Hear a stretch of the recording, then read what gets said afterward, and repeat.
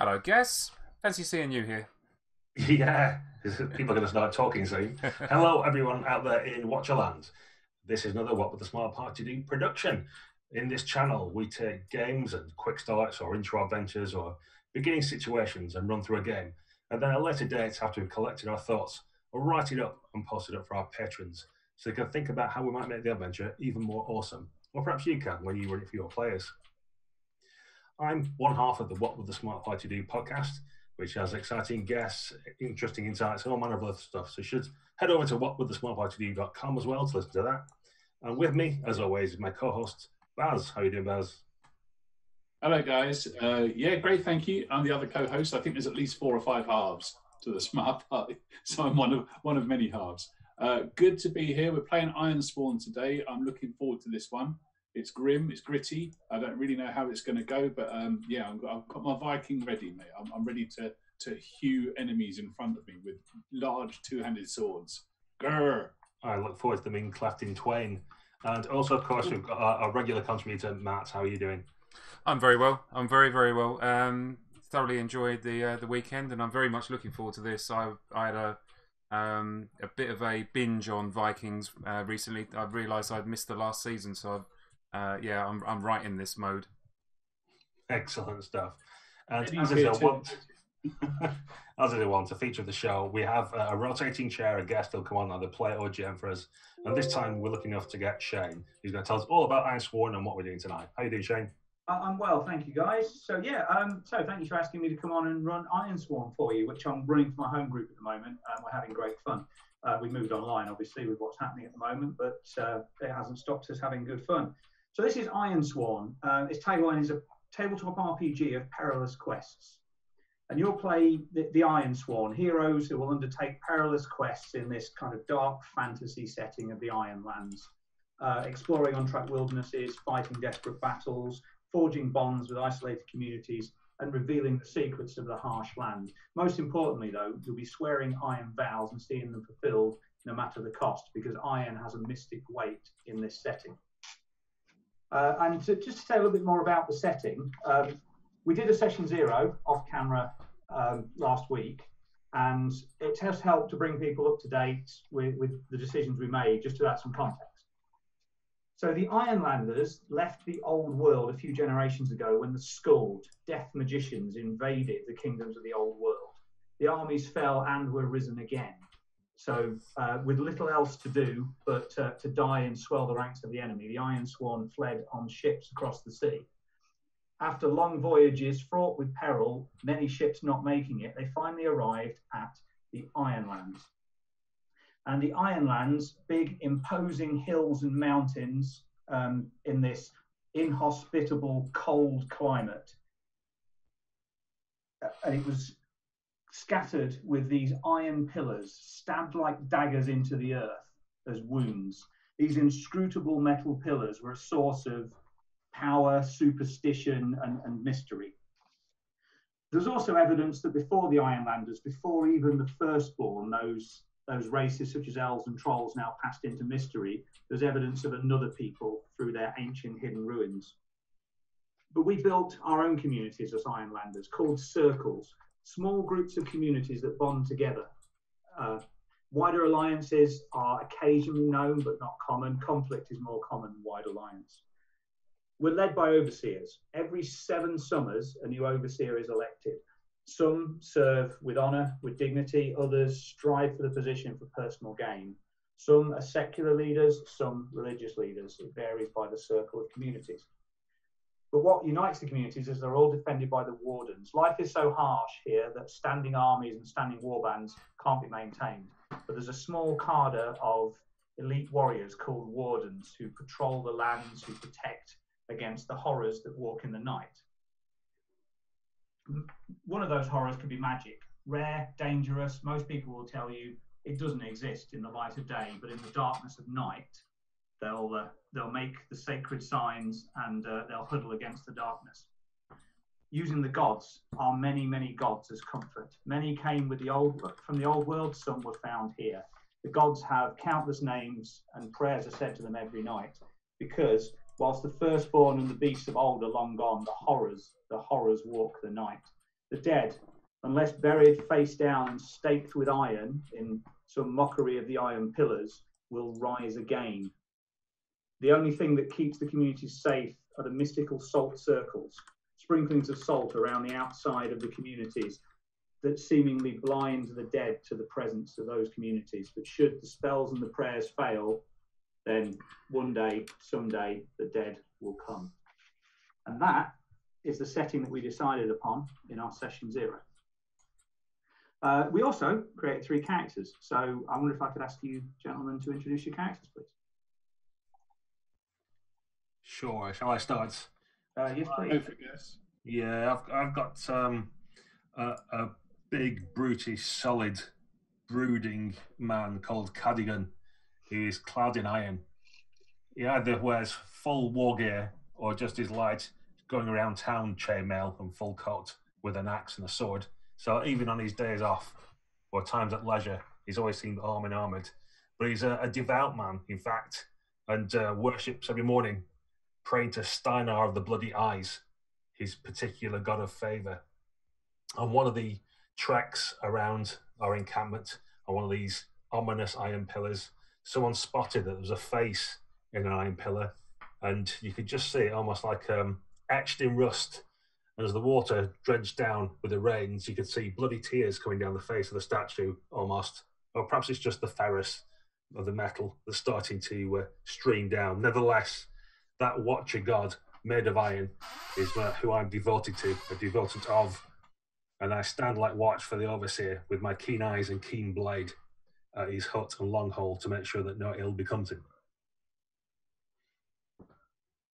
Okay, they call me Flint. My given name is long lost in the sleet of the 60 winters I've been abroad in this land. And let me tell you, on cold mornings, my back feels every single one of them. An elder in this village, well respected and well loved by all the men, women and children. I've been in this village for a very, very long time. I was but a boy when the boats brought me over from the old world. Aye, that's right, I remember them. And you'll see emblazoned on my shield still to this day, my regimental colours of my father and my grandfather before me. I've been very, very lucky with this community. We've had some hard challenges before us in the past, but we've never known it so good. I have the ear of the overseer. He takes my advice, for he's his own man. Until recently, of course, darker days have come. And I am Lagos. No one knows my true name, not even myself. This is what I'm referred to by the villagers. I appear like a ghost and in the morning, leaving the hunt at the gates to the encampment, and before I disappear off into the wilds, because my blood thrills to the call of the wilds, and I don't need humans to keep me company, not while I have Dog, my faithful hound.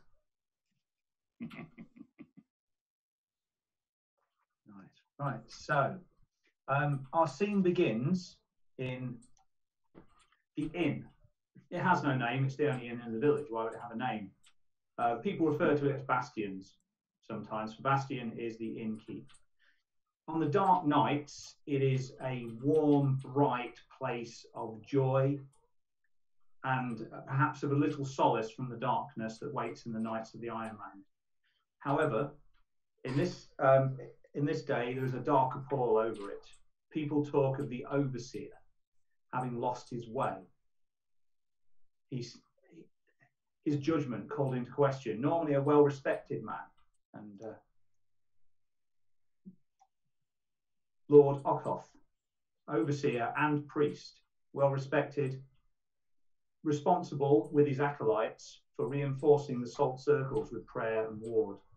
However, he sent those acolytes away. Recently, he's been heard to speak of strange things, of questioning the spells and questioning the prayers that have long kept the Ironlands safe.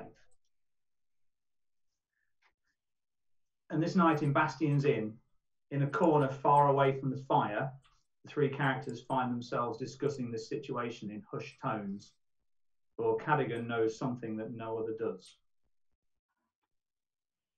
Over to you. Cadogan, you've gathered us together. I've got a wife at home, and I've got a dog needs feeding. Why have you brought me out on this cold night? I would not bring you out or us together as desperate as we are, if it were not for the most gravest of things. For the overseer famously goes on his walks amongst the iron pillars, brushing his hands against the hardened surfaces and listening to them for the tunes they make as the wind whistles between. But on this very night, he has not returned. In fact, last night he did not return. I just said that he had to keep the village well and assumed that at some point he would turn up. But it appears that for yet another night he's not come back, and now I start to worry. Yeah, it's alright here.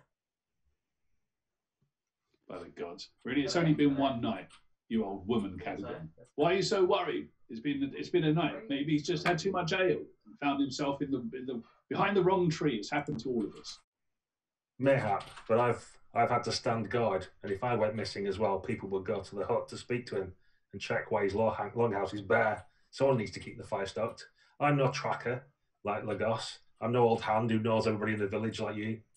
I've got limited resources. I'm just one man. And besides which, it's been raining, and the salt circles that circle the village are starting to wash away, and their magic grows weak. And this is of concern to me, especially when I watch the overseer go on his nightly routine, replenishing the salt circles. The fact that he didn't do that last night caught my attention, and when I inspected the salt circles, we have not much time before the rains wash them away, and the hoards will be fully exposed. Yeah, I hear you. The soul circles must remain inviolate, otherwise we'll bring doom upon us all. What's he playing at? Gods, he's been the overseer for long enough. He should know better than this. Ah, youth. His mind wanders, though. He's not the man he once was. He listens more to the whistling of the wind than a real person's voice. It matters not who he listens to as long as he replenishes the salt circles. What is wrong with him? Does he not understand his responsibility? I risk my life day in, day out for this settlement. I have no love for this settlement, but I still do it because it's a duty and it's what I do. I fear his eyes look beyond this world into another one, and already he sees himself in the next life. He's just not here now, though. The very least we need to do is bring him back, because only he knows the prayers and augurs that we can use to protect the village. Are you telling me that we need to bring him back long enough that he can at least speak the words to someone else that may, because all the acolytes have gone. They've all been driven away. We sent them one by one, disappearing into the night. Now he's the only one that knows the words that will keep us safe. Are you telling me he hasn't prepared his successor? He's prepared nothing. He can barely bathe and wash himself. I have to do everything for him in that hut. Well, this is worse. People think it's still the overseer of old, but he's merely a shell with some maddened spirit in driving at the wheel. This is Careful far, with your words, far worse. Cadogan. People are listening. There are ears in this inn. Keep your voice down, man. What you say is treason. Look, Treason. Bastian looms over the table, a tall man, more fit to be a warrior than an innkeeper, with what women would describe as a handsome face and men would describe as a wandering eye. He leans over the table.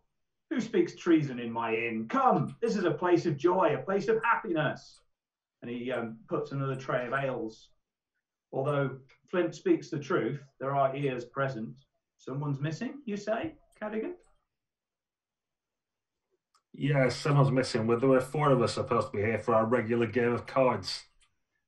But All Lawyers hasn't turned up. I don't know where he is this very night. How are we supposed to play Old Man's Cripple if we haven't got 4 players?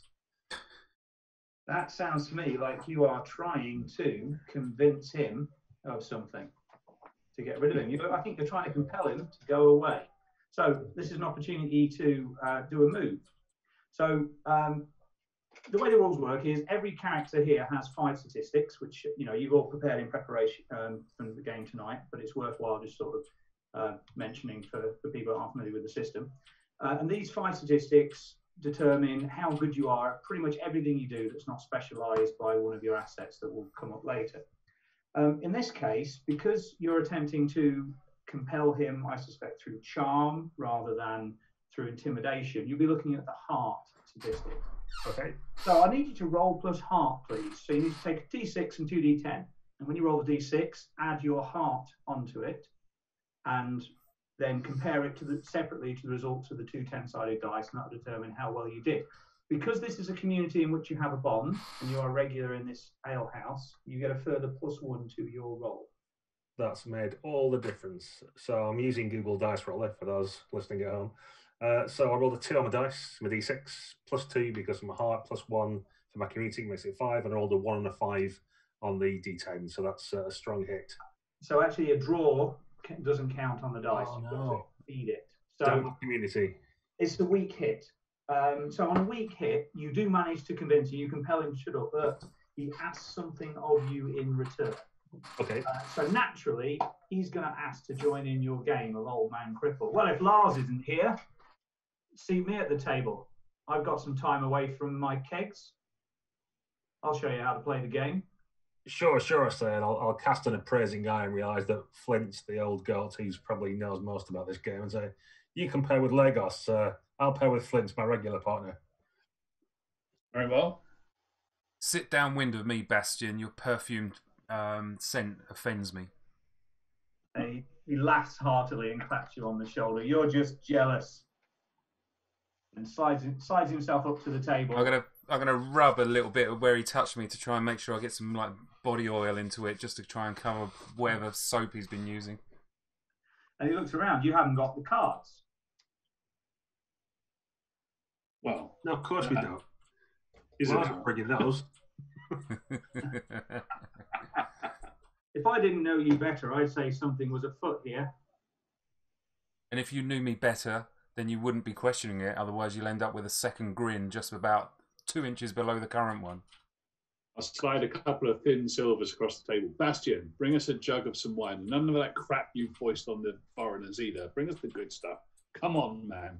You have a drink for yourself while you're at it. There's a third silver for your trouble. He looks a little askance at Lagos, but you got your success on your roll. He is convinced enough, and just decides he'd rather not play cards with you, and he wanders off to get your wine. Best keep your money, eh? Right now, friends, what are we to do? What are we to do? We can ask around the town. We can go out scouting. We can ask the gods for their wisdom. We can look for signs and auguries. We could sacrifice something. I don't know. Cast runes. Find some old wise woman. Anything. Well, I'm at a loss as what to do. I need your advice and help. I know the routes that the overseer takes most regularly. We can venture out and examine those and see if we can find his spoor and track him down. Aye, it's a good notion. We'll follow his footsteps, see if we can catch him up. If he's come to some kind of harm, a wild animal, or even a monster in the black, we should catch up with him soon enough. This sounds like an ideal opportunity to swear an iron vow. One of the sort of core concepts of the game. An iron vow involves one of the Ironsworn placing a hand on iron, perhaps the armour you wear, gripping an iron token. It's individual to each Ironsworn, and swearing a vow to see something done. And if a group of Ironsworn are going to do all towards the same thing, one Ironsworn will act as the lead in swearing it, and the others will act as their support. So it strikes me that Cadogan is probably the best choice for swearing the iron vow as the overseer's sworn man.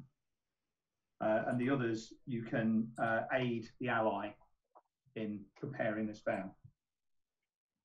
Right, let's do that then. Sounds good. For swearing an iron vow, you are going to swear it using heart. So in order to support them, you'll have to do the same. So if each of you could make a roll plus heart, please. Okay. I'll place my sword upon the table, which is the gift that the overseer gave me when I swore my life oath to him, which seems a suitable thing for us all to put hands on and swear. Yeah, absolutely, yeah. Do you get anything for 1s and 10s in this? 1s are 1s, 10s are 10s. Fair enough. In which case, doubles make things interesting, but other than that. Okay. Oh, I'll look out for doubles then. Yeah, I've got one success out of 2. So that's a weak hit. Yeah. And a weak hit from me as well. So 2 weak hits. So on a weak hit, when you are securing an advantage, but aiding another, that person gets +1 momentum. We'll talk about momentum later on for those at home. So Cadogan, you get a total of +2 momentum, but no actual bonus on your roll. However, you are bonded to the overseer. So because you are swearing the vow to the overseer, when you roll plus heart, please add an additional +1. Okay. I get a weak hit as well. Okay, so on a weak hit, you are determined, but begin with more questions than answers. You get a further plus from momentum, and now you need to. You've already sort of envisioned what you're going to do as you approach, but you realise that at the moment you have no better idea, and will have to start to cast around for things. So I'm going to start an Iron Vow progress here and solve the mystery of the Overseer's disappearance, which we'll set as dangerous. There are 5 ranks to every vow. Troublesome, dangerous for middle, extreme, epic. Epic could be a whole campaign to solve. Extreme, you might do 2 in a campaign. Formidable, dangerous, troublesome, much quicker. Because this is a one-shot, I will typically keep the tracks shorter to troublesome or dangerous in this case. Seems reasonable. Yeah. And every time you do something within the story that progresses that, you'll start to advance the vow. In this case, 2 boxes.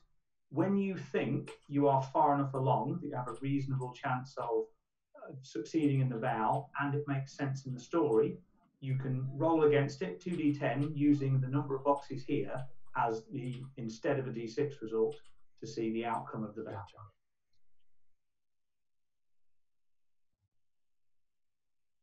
So you've told us what the vow looks like, Cadogan. You've put your sword on the table and sworn, and you now have a plan. Indeed. So I'll get us all to finish our beers or jug of wine early, I think, because we need to get up first thing before others are awake. And then we'll agree to meet outside the long hall before first light. Yeah. Okay. As we march out, I'll shoulder Bastion completely by accident, slopping the wine all down his front. You finish it. Tastes like piss anyway. Yeah, he looks injured and offended as you leave the inn. Okay, in the following morning, because I'm a devotant, which is one of my special abilities, yes, I can say daily prayers to secure an advantage by asking my God for a blessing. So I presume do I do that now or then use it at some future point, or do I get so you do that now. Yeah, okay. So let's do that then. So I will get down. I've got a replica iron nail that's like a mini version of my red-eyed God that I pray to. And I'm going to ask him for the strength and stoic abilities that he's got to be determined and tenacious through this long challenge, no matter what assails me. And I roll plus my God's stat, which is going to be iron, I think, because he's this iron God that we've talked about previously. And on a hit, I'll take some momentum, basically. So let's just roll those down. That's either a weak or a strong hit, as long as you don't get a miss, basically. Oh, okay. That's looking good. It's actually a miss. Yeah, because I rolled a 5 plus minus 3 is 8, and I rolled a 9 and a 10. So yeah, it's a miss. Oh wow. Okay. So on a miss, you've failed to secure your God's blessing, and you must pay the price. Pay the price is a generic failure move in this game, where we basically look at what we think makes the most sense in terms of an outcome. So I reckon you've just, when you say the prayers, they seem hollow today, and I'm going to say you lose 2 momentum because it's taken the wind out of your sails. You don't feel the same surety that you normally do with Steinar's blessings watching over you. Yeah, no, my normal place is to stand guard at the doorstep, so to be walking away from it immediately feels wrong and against what I would normally do. Yeah, absolutely. Does anybody else have any preparations they want to do before you meet to travel? Yes. So give me 100 heartbeats, will you both? I need to go to my longhouse. I need to pick up my blade and my shield. And I'll trudge off into the sleety night, go to my house, and where my bed is, I've got like an old sea chest underneath it, and I'll slide it out, and I'll use a key that only ever comes out. Now, I don't know, I can't remember the last time I took this key out, but I keep it well oiled, that lock.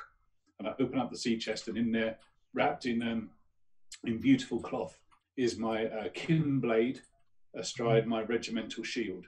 And I unwrap them reverently, kiss the blade, slide it home into its scabbard, and then set out to meet my colleagues again for the hunt. As soon as you take the blade in your hand, you hear the whispers that are too quiet for the normal ears in the back of your mind. Not now, my Renner. You'll have your chance. Sorry, say again, Baz. I'm whispering to my blade. Say, not now, my Renner. You'll have your chance, girl. We'll talk later. Yeah. I'm going to make sure I'm geared for war, obviously, rather than my more lightly armour that I use for the pub. Awesome. And does Lagos have any preparations to make prior to stepping into the night? Always prepared to step into the night? Yeah, not particularly. He's impatiently going to be standing outside the settlement, waiting for Cadigan and Flint. I'll probably be just checking the feathering on my arrows and rubbing a little bit of oily lamb's wool through my bowstrings just to make sure that they're properly supple and waterproofed. And absentmindedly scratching the ears of a filthy, scarred-looking hound sitting at my feet. Brilliant. So you are gathering on the outskirts of the town of Windhaven. Windhaven sits in a natural cove right down at the south ends of the rugged coast in the Ironlands. This was the first place that the boats landed from the old world, and as whispers in the night sometimes say, if the Skuld ever find us, this is going to be the first place they land. There are beacons out on the hills which can be lit to warn of the approaching Skuld, if that is necessary. I mean, it's 60 years and they haven't found you yet, right, Flint? That's right. And it'll be another 60 before they do. So you're on the outskirts of the town. It's still dark, with only the faintest glimmer of light for dawn in the distance. Everybody knows that you don't travel outside the salt circles at night, not unless you're mad or supremely confident in your ability. The dead don't hoard and maraud out there. They're rare. But all it takes is meeting one or a small group, and then you'll join them. So I believe your plan was to check his normal walking route around the outside of the village. Yeah, That's right. Lagos knows his path, right? You can guide us. Yeah, so as soon as I see Cadogan and Flint approaching, I'm just going to set off. So I'm a good 20 or 30 metres ahead of them, setting a fairly punishing pace, heading straight towards the iron spike that I know that the Overseer goes to most frequently. Okay, so you arrive at the iron spike. This iron spike sits in an old temple. These people say it's a temple from the before times, when they think the previous people built it, but you've seen no evidence of that. And there is an example for you of the iron spike pillar. Cool. Stuck in the middle of a circle of stones. Normally, the Overseer will walk around each of the stones, touching them while praying before anointing the iron pillar with salt as part of his rituals. So you arrive here just as the sun begins to crest the hills nearby. It's maybe a half an hour brisk walk from the village. You begin to approach. When Lagos and Cadigan aren't watching, I'm going to lean against the stone and curse under my breath, pressing the heel of my hand into the small of my back. There's cold sweat dripping down the back of my neck. Curse these Jannings! These legs aren't what I used to. I'll never let them see me weary, though. Lagos is going to click his fingers a number of times in an intricate pattern, and Hound will set off. And then I'm going to close my eyes, and within my mind's eye, I'm going to open my wild blood and free my senses. And you can, like the sound of the crows cawing as they sit on the rocks watching and waiting to see what happens, start echoing around in my mind. And these sound images almost form 3D images in my mind, and I can see the Overseer, and I start walking and occasionally bending down, touching the earth, holding my fingers into the spore and trying to absorb all the information I can from it. Nice. So you're going to need to gather information. Now you're gathering information, which is a roll plus wits, please. Okay. So I've got a wits of 3. I get +1 for my hound, and I get +1 for my wild blood. So I'm feeling pretty good. This is absolutely what Largos was born to do. So that is a strong hit. Cool. So on a strong hit, you discover something helpful and specific. The path you must follow or the action you must take to make progress is clear. So take +2 momentum. Cool. And I also believe I get an additional +1 momentum on a hit because of the hound as well. You do, absolutely. So +5 I'm on. Yay. Nice. So you, so what I did, I just read from the text of the move there, basically, just to begin with. I'll do that initially with the moves, just so you get an idea. It also says envisage what you learn. So, as you say, it's almost preternatural that you can see that the overseer was here, but this time, the measured tracks that have been left in and worn into the earth aren't what he followed. He was frenetically dashing from stone to stone in no rhyme or reason. You see piles of salt spilled as if from a bag as he was running too quickly. And even with your astute senses, you almost miss it. But then you realise there's slightly further out, as if it was shadowing his moves within the circle, or a set of tracks out with the circle. Heavy metal shod boots moving way too quick than anything wearing boots like that should have any right to do.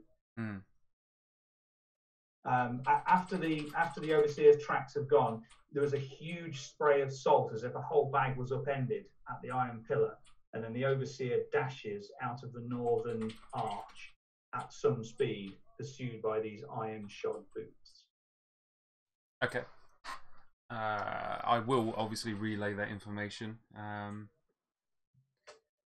Cadigan's going to try and measure his own heavy iron-shod boots and stride compared to the path that's pointed out to try and get a measure of what it is and look at the depths of the impressions it leaves compared to his own heavy boots with full kit to see if it's something the same size, much larger, just get an idea of what the form might be. Something of a size with Cadogan, big, heavy set, as equally clad in iron as you, is your guess. The Cadogan, this thing was moving swiftly, far swiftly than I think you could move. My job is to remain stoic and stay. This obviously is someone who has a different task. This one moved as fast as the wind by the looks of it, and the overseer was clearly in a state of panic. See here, the spill of the salt, and here, this is the rest of that salt supply that he had. The overseer is saltless right now. I told you he's not himself. Perhaps we should fill our pockets and then hurry after him. And I'll sort of upend one of my water skins and fill it with as much salt as I can pack in there. Yeah, you're able to secure quite a lot of salt because it's been piled in big piles. Excellent. I'll look over to Flint. What say you, old man? Are you up for a run? You want to feel the wind in your hair one more time? You want to put a wager on it, youngling? You'll lose your money. I'll laugh somewhat hollowly, but nod and grin to myself all the same. We'll see. Go on then. Let's go. Dog, follow, and then I'll send the hound off. Right. So what I'm going to do, I'm going to mark progress on your vow to solve the mystery of the overseer's disappearance as you're one step towards solving it. Well, I'm also going to start a new track called Following the Overseer, which I'm going to set as a dangerous sort of difficulty journey as well, and mark progress towards it, having found this place here. So you know, Largos, that north from here is you could reach one of two of the small steadings which are within the circle that Windhaven controls. If you had to take a guess from the direction the overseer started off, he's going against the natural decline of the land, so you believe he's going to Artiga's stead, which is a little to the east of north, and it could be a full day or night of travel away in this rough terrain, especially because the overseer, as some say, he's turned soft compared to the young warrior he once was. Okay. So this is at least a day and a half, if not 2 days worth of journey at Flint's pace. Do we want to set a punishing march, or should we? Yes, force the march. We should just spare nothing to get our overseer back, because without him, all is lost. The whole settlement will die to the dead. Flint, this is going to be hard on you, my friend. Did you say Artiga's stead? Yes. Why? By all the gods, old and new, sinful and chaste, you'll be the death of me yet. Come on then, there's no time to waste. Move! Okay. So, you're going to undertake a journey, which is another of the moves within Ironsworn and one of the core moves of the game. When you're travelling across hazardous lands, we're in this, what we call a dangerous level journey. So could I please ask whoever's leading the journey, which I believe is Lagos, to roll plus wits. And because you're setting off from a community with which you share a bond, you can add +1. Okay, and what is the name of the roll that I'm making? Wits, please, plus wits. Just plus wits. Undertake a journey. It's worth saying bonds, which I mentioned, won't come up a great deal during this one shot. But the end state of an Ironsworn is to find their place in society enough to truly settle, not just live somewhere, but to become belong, to become accepted. And over the course of an Ironsworn campaign, as you earn the trust of communities and people, you forge bonds with them. And these bonds, not only can they help you in your quests, but also when the Ironsworn finally reaches a point when they feel that the life of the Ironsworn is not for them anymore, the amount of bonds they've developed can determine how their story ends. So, Lagos, your roll was, please? A weak hit. A weak hit, okay. So you reach a waypoint on your journey. So we mark progress on your follow the overseer journey. However, you need to suffer -1 supply. So in a group, when somebody suffers -1 supply, everybody suffers -1 supply.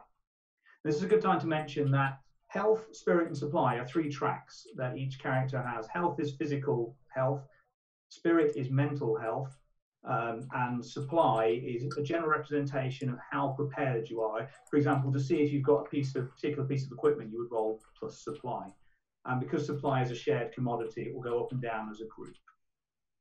So you're traveling quick. You're probably using more water than you would expect to, because Flint's going to be sweating and getting thirsty. This also just represents as well how prepared you are for the journey, and it's starting to diminish. Lagos, as you're leading the journey, tell us about this first waypoint on your journey and what you find there. Waypoints don't have to be whole scenes. Some of them will be. Some of them can just simply be, an interesting couple of sentences to mark a point in the journey before it carries on. Okay, so I'm going to see a really wide shot from up above, and you can see the 3 of us running along a ridge of jagged black rocks, spearing into the grey steely sky above as we're skipping from rock to rock, and then the camera zooms in as we slide down a scree slope down towards the valley to pick up a small sheep trail. Okay, awesome. So so you found this sheep trail, which you know very well, but reassures the others that you are on track for. And this is an example of the kind of terrain that you're crossing at the moment. The hills and mountains climb very steeply from the fjords. They're covered with pine forests and uneven terrain. Even in the relatively well-traveled bits of your land, it's hard going. And your journey continues. So if you'd roll plus wits to undertake a journey again, please. Okay. Ooh, strong. A strong hit. Fantastic. So you're going to reach a waypoint. And because it's a strong hit, that's a good time to drop something interesting in. Now, you can either take +1 momentum in return for -1 supply, or take 0 on either. And it would be you leading that would get the +1 momentum. I will sacrifice the momentum to keep the supply. So maybe I'll I'll spy a couple of rabbits and stop briefly to loose a couple of shots at them, and quickly kind of tie them around their necks, squeeze all the fluid out of them, and just hang them from my belt, and then run to catch the others up. Yeah, no dramas. Cool. I'll mention what momentum is. You can use momentum anytime, and you don't spend it point for point. It's all or nothing, and it replaces the roll of your d6 outright. So, you take if you have +8 momentum, if your 10-sided dice are both 7 or under, you can immediately have a strong hit or an immediate weak hit. And then when you have used momentum, it resets down to +2. That reset value can change if you have debilities, but they come up if you're wounded or if you're unprepared or if you're cursed or something like that. But right now, that would be a normal reset value. Cool. Okay, so you've pushed along a little further, and in this case, you've arrived at the ruins of an old stead that was a victim of a raid maybe a generation ago, and because the extended family that lived here weren't properly laid to rest by the raiders, they all rose and joined the ranks of the dead. And the place has had a certain cursed feeling to it, and the overseer stopped here for a while. Sorry, actually outside the steading, looking at it, or in the steading itself? I mean, it's 20 years, so stones have tumbled, and so the borders of what is steading and what is not have long since blurred. But he went deep into what remains of the stones and the ruins. Okay. His trail leads deep into the ruins. I think we need to be a bit more wary now. It's an ill omen. Why would anybody stop here? This is a cursed place. Everyone knows that. I feel the need to check if there's some of the unliving have been around here and he's staggered in there for rest at some point. They may have taken him with them, or who knows what might have happened. I'm going to grimly go in just to check to make sure there's nothing there, and carry a fistful of salt in my shield arm, as well as my sword in my other hand. So, do you want to gather information, please? Rolling plus wits. Sure thing. Gather information is a good sort of generic, seeing what's going on kind of move. Strong hit. A strong hit, right. So, on a strong hit, you discover something helpful and specific. The path and course of action is clear. Plus, you get +2 momentum. It was a double as well, if that makes any difference on the 10s. Oh, double? Yeah, I got double 2. So, if it's a double on a hit, you tend to get something very interestingly positive. On a miss, very interestingly negative. Do you have any suggestions what could be? Because this is one thing about Ironsworn is it's very much collaborative between GM and player. Do you have any suggestions on what you think that sort of strongly positive turn of fate could be? Off the top of my head, I think it would be something like we've managed to replace supplies in some way. So a deer broke its leg or something behind a tumble down building. And so we've got some fresh venison which we can harvest. Is that the sort of thing you mean, or? It can be. I mean, it's very much really up to you guys, you know. So I'm happy to take that if you want. The system is nowhere near as sort of minutia driven. So yeah, if you're happy with that, I'm absolutely happy for that to be the case. Yeah. So we'll put a supply back up. Okay. Yeah. So please raise your supply back up. And also, you see, as you're going around, you don't see any evidence of the dead. They would have long gnawed on the dead deer, and that's as good a sign as any that the dead weren't here. What you do realise, though, is as you're butchering this recently dead deer, is that nearby the ground has been disturbed, but not by an animal. It's been dug with something sharp or solid. Right, what kind of disturbance is it like? Something's been dug up. Right, but yeah, what I'm trying to get to, is it like a small cache that someone might have buried, or someone dug up a potential whole body, or? I see.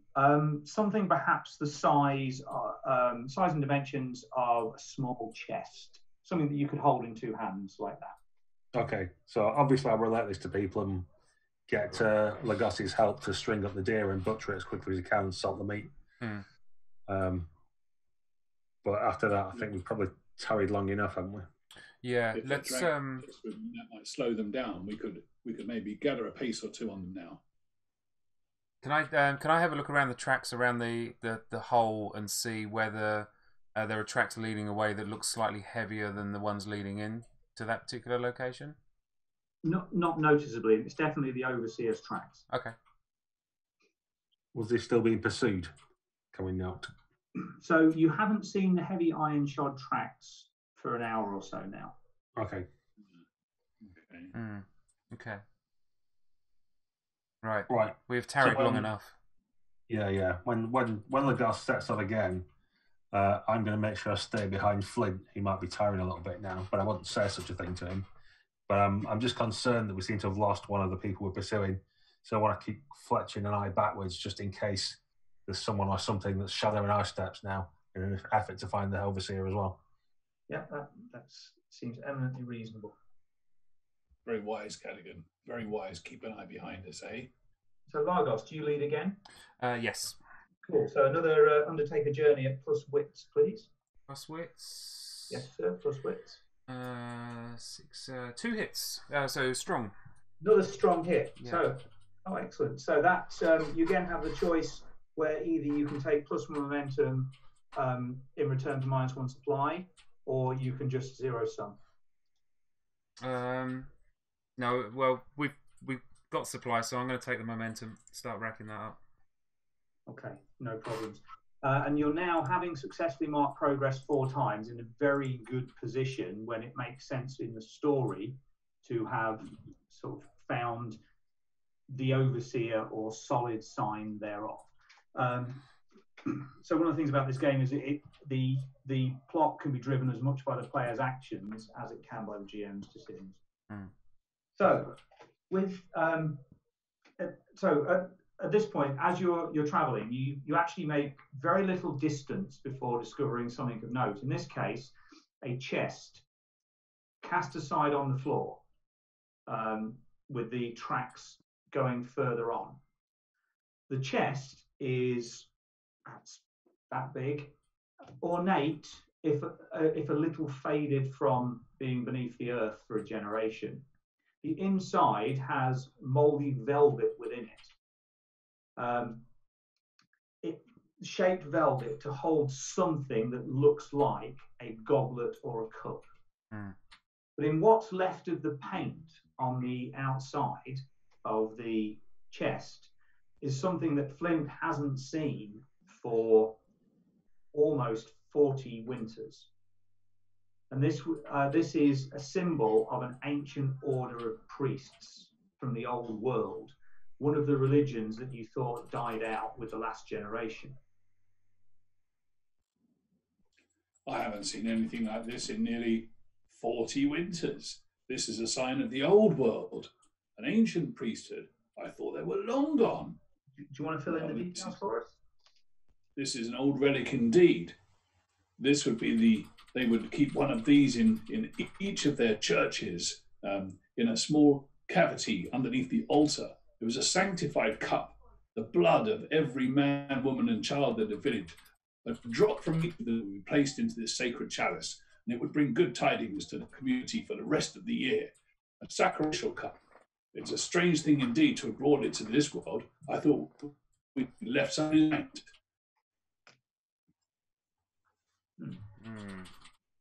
Why now? Why dig it up now? This does not bode well. Cadogan, can you shed any light on this? Well, what I'd like to do, if possible, is pull my kindling, but not out of its scabbard, just from my belt, and place at the top of the chest. Marina, if you could hear us, your ancestors, what might you know about this? Why would this sacrificiality be here and now? What can it all mean, Marina? Talk. I'm going to whisper to my kinblade. Okay, so that sounds like a gather information, but I suspect that rather than wits in this case, I would say heart would work for gather information here, because you're appealing on the strength of your bond to your kinblade. Does that make sense? So that's going to be +3 for heart, +1 for kin blade. Mm. So let's see, it's +4 altogether. Let's roll.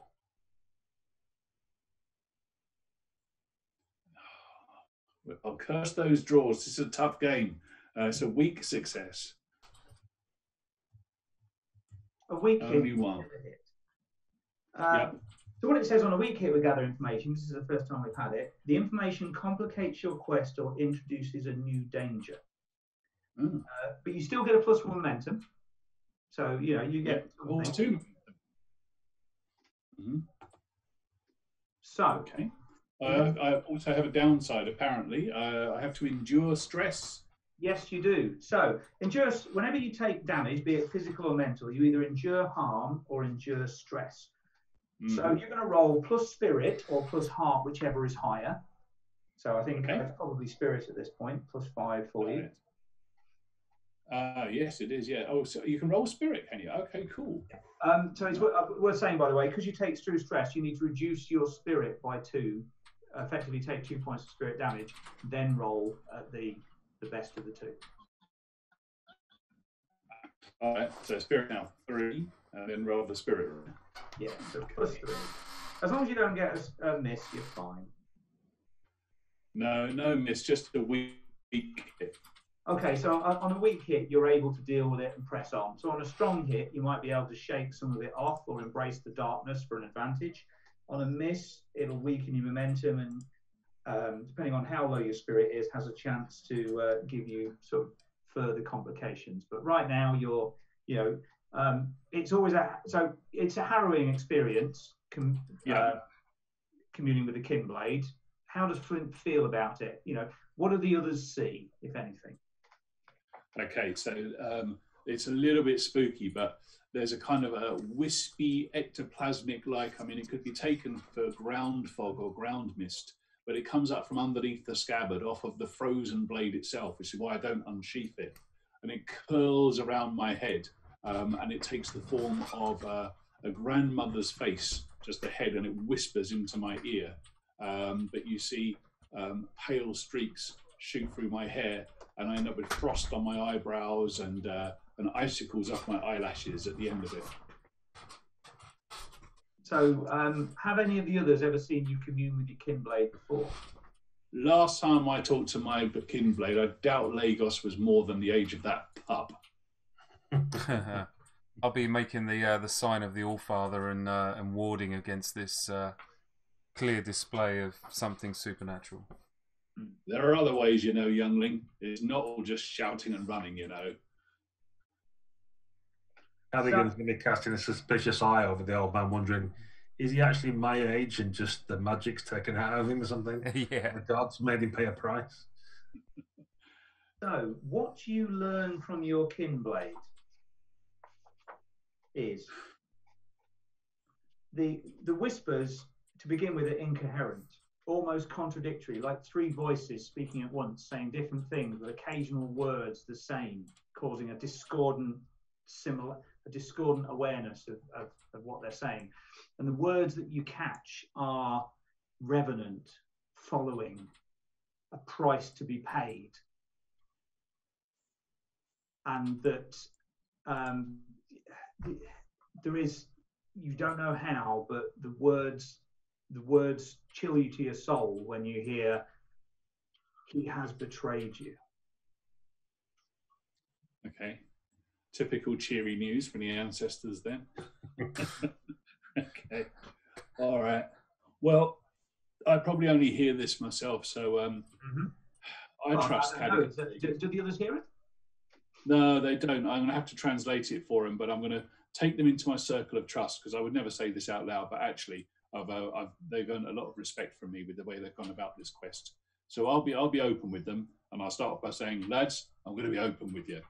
There's not good news. My ancestors never lie, incapable of doing so. Can't be done in the afterworld, and I'll lay out for them exactly what I've been told as well. I know it's tough to hear, but it's something that only we can solve now. Do we know what the chalice is used for? Blood and sacrifice. I'm going to spit on the floor and again make the sign of the All-Father.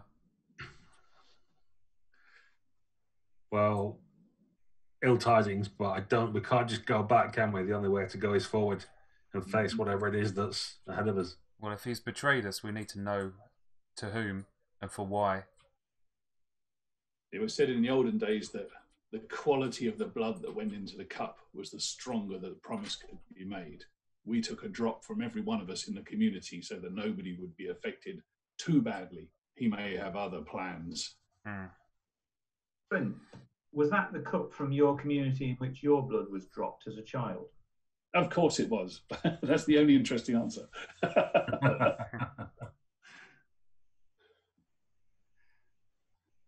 Well then, to Ortega's stead, because he may be in trouble.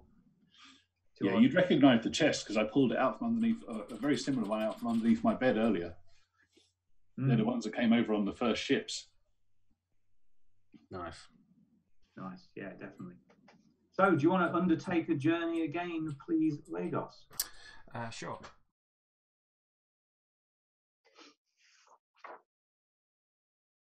Well, that's a strong hit again. Okay, so yeah, I mean, clearly you are skilled at journeying.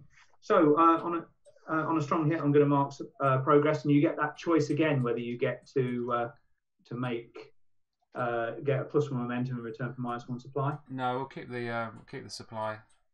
Okay, so you're arriving at Artiga's stead. Now you'll notice that you are now maxed out on following the overseer.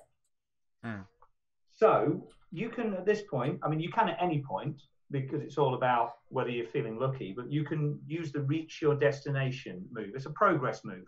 They're different, and you only roll the 10-sided dice, and you use the number of full boxes, which here is 10, as your equivalent of D6. So only a double 10 would result in a miss at this point. You could do it when it got to 6 or 7, or even 4 if you were feeling particularly dangerous. So it is as much up to the players as the GM when a given stage in the journey comes to an end. And this just seems a reasonable thing to have sort of effectively found the overseer or solid sign of him at Artiga's stead if you want to roll to reach the destination. What do you think? Agreed. Yep. So somebody roll 2 10-siders, please. Go on, Cadogan. He's your overseer. Oh, cracky. A 4 and a 10, so I think it's a weak hit. A weak hit, okay. So on a weak hit, you arrive but face an unforeseen hazard or complication.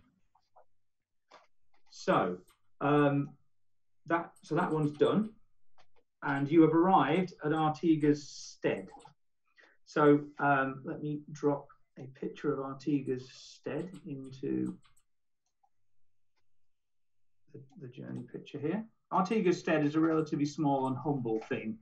Wooden buildings covered with earth, built into the ground in some cases.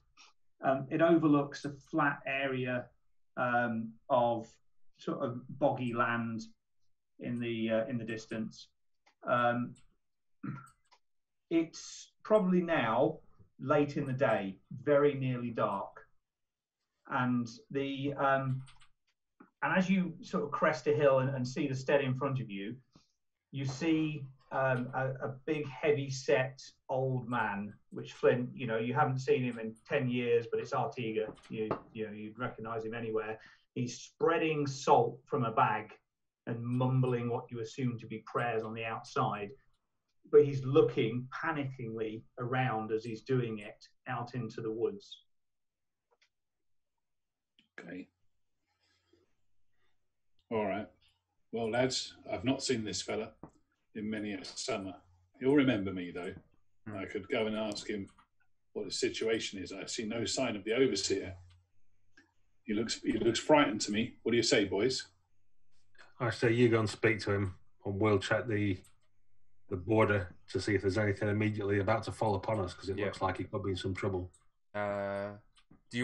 Cadogan, do you want to check our back trail, and I'll circle around as fast as I can with the hound going the other way? Sounds good. Let's do it.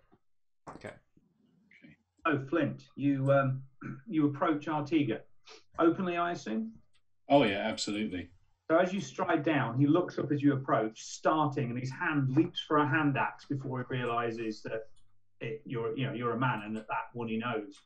Mm-hmm. God's teeth, Flint! You scared half a summer from me. That won't leave you with much in that rapscallion old life, you old snow fox. How's it been? How long's it been? Where's your daughters? Where's your wife?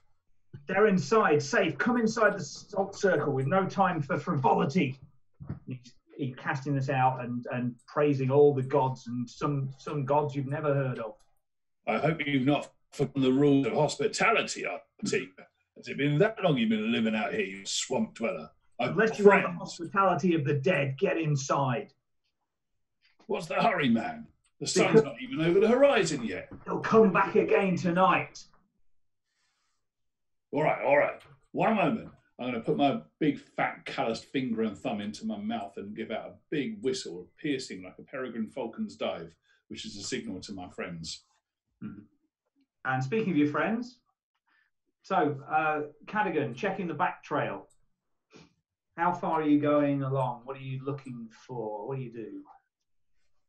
So I'm not going too far. It's more I'm kind of like walking backwards and scanning like, a 90, 120 degree arc behind us.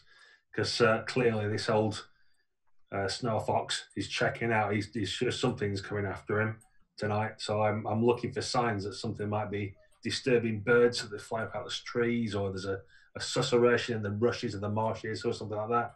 So it's more of prepared for a fighting retreat and looking for something that might be disturbing the local flora and fauna, and he's making a line for us. So in this case, I'm going to ask you to face danger, please. Okay. Cool. So face danger is a generic move for when you're in a risky situation, whether you know it or not. And in this case, it's about observation, so please roll plus wits. Okay. You see I've placed a picture of Artiga up there. Mm-hmm. Mm. From his youth. I get a strong hit. Okay, on a strong hit. Okay, brilliant. So take plus momentum. You're looking around in your back trail as you go back up the hill a little bit. And just as you reach the crest of the hill, something in your warrior's instinct causes you to flinch backwards and raise your shield, and an axe thuds into your shield. Wow. The strength of the throw is enough to jar your arm painfully. But you managed to get your shield in the way of an axe that probably would have cleft through chain or even some of your iron plates. Excellent. I'll start backing off more quickly and shouting, "Foes, foes! They're upon us, friends!" And try and get an eye of like who might be attacking while staying hunkered down behind my big round shield.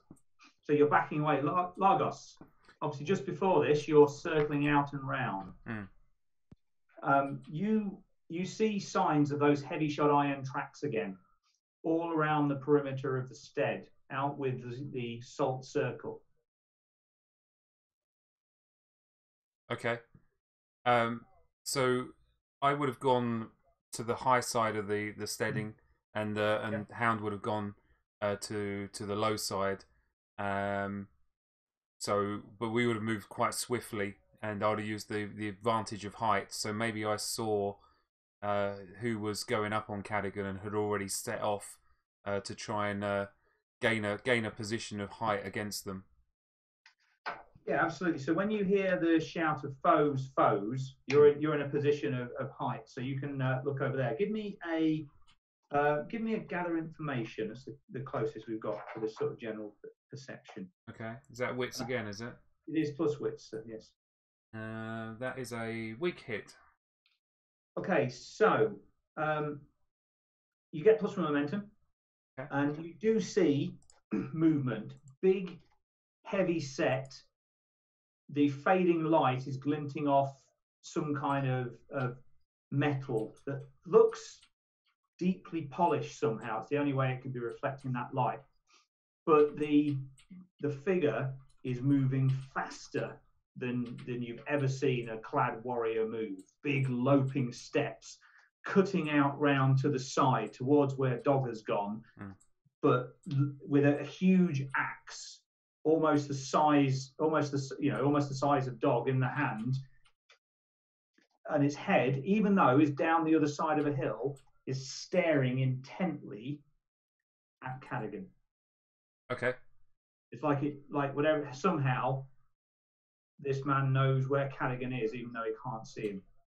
All right. Well, I'll quickly string my bow, lick a feather on an arrow, knock it, and then run to get into a position to basically assist Cadogan and see if I can get a clear shot on this foe. Okay, so I'm going to start a progress track here called Unknown Foe. And the way combats work in this, combats work like journeys, work like bows. You basically build progress up in the fight. Okay. And then you end the fight when you feel you're able to. This is a formidable foe. Formidable foe is either a group of normal warriors or a singularly powerful warrior would be a formidable foe. I'm going to call it Unknown Foe at the moment. Now, the way initiative works in Ironsworn, don't think initiative like D&D, as in your roll initiative to determine your order. Each of you either has the initiative or you doesn't. Or don't even, rather than doesn't.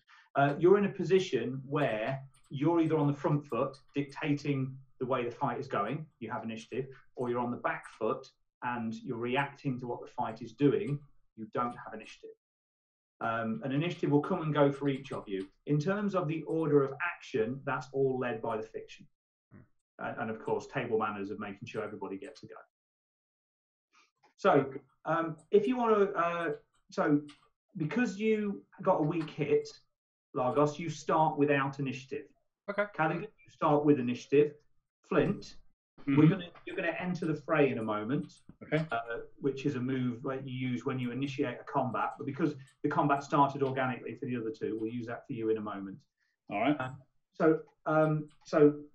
Lagos, because you've lost the initiative, in terms of attack, there are two types of attacks that you do, whether you've got the initiative or not. In this case, it doesn't make sense to be in danger yourself when you're making the attack. So any consequences will be borne by Dog, who is in the direction of this foe. That's face. Okay. So, do you wish to loose an arrow or wait? I wish to loose an arrow. Okay, so roll plus edge, please. Roll plus edge. I mean, as an archer, you could take a moment to line up your shot using your archer ability to secure an advantage rather than attacking straight out, if that makes sense. Yeah, I am going to do that, yeah.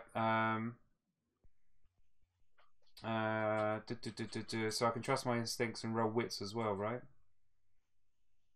Yes, absolutely, yes. So I am going to do that. I'm going to secure an advantage, and because I've got wild blood and I've been hiding or sneaking about, I get another +1 as well. So yeah, okay, tenuous, but yeah, I'll allow it because it's supposed to be about knowledge of tracking woodcraft, woodland creatures. You can sort of tie it into you know how this figure's going to move in through the trees. Oh, okay. Yeah. Oh, right. Yeah. No, actually, no. Beg your pardon, because I haven't got that coloured in. So that's how you level these things up, isn't it? I'm looking at the wrong thing. So that's fine. Right. Okay. Yes, it is. You're quite right. Okay. But it doesn't matter because I rolled a 6 on my D6 and I've got +3, and I rolled a pair of 4s. Nice. Okay. So, you got your +2 momentum on a strong hit. Yeah. In addition to your normal thing from securing advantage. Which is +2 momentum, or make another move immediately with +1. So that's the time to follow with immediate attack, or to build up that momentum advantage. No, I will use it to loose another arrow. So like 2 arrows almost following each other. Cool. And because it's a strong hit, you've taken initiative. Okay. So basically, you get to do the sort of almost risk-free version of attack because you're shooting from range. Cool. So to roll to strike, please roll plus edge. Plus edge. And you've got an additional +1 from the aiming secure advantage you've just done. A weak hit. Okay, so you inflict your harm. Harm is usually 2 with a deadly weapon, 1 without. Okay. And because this is a formidable foe, each harm is 1 box. If it was a dangerous foe, each harm would be 2 boxes. Troublesome foe, each harm 2 boxes. An epic foe, each harm would be a quarter of a box. Wow. So If you were fighting the three of you against a whole warband of 20, that might be an extreme or epic fight. Right. So anyway, no more asides, but you do lose the initiative as a result of it being a weak hit. So weak hit or miss, you lose initiative. Strong hit, you retain initiative. Okay. Cool. So the arrow leaps out and slams into the shoulder of this figure, who staggers slightly from the impact and hunkers down out of sight behind a tree. Excellent. Over there.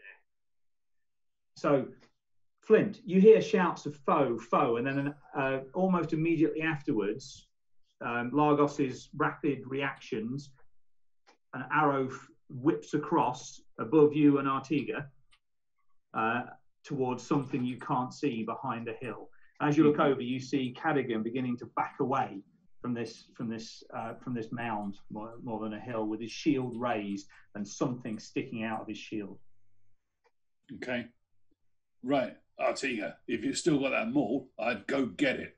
And I'm going to start thumping back up the track towards my companions and loosen my shield from my back and bringing it down onto my arm in a muscle memory move, even though it's been 20 years since I've wielded it. Okay, so you're entering the fray to face off against a foe. Roll plus heart, please.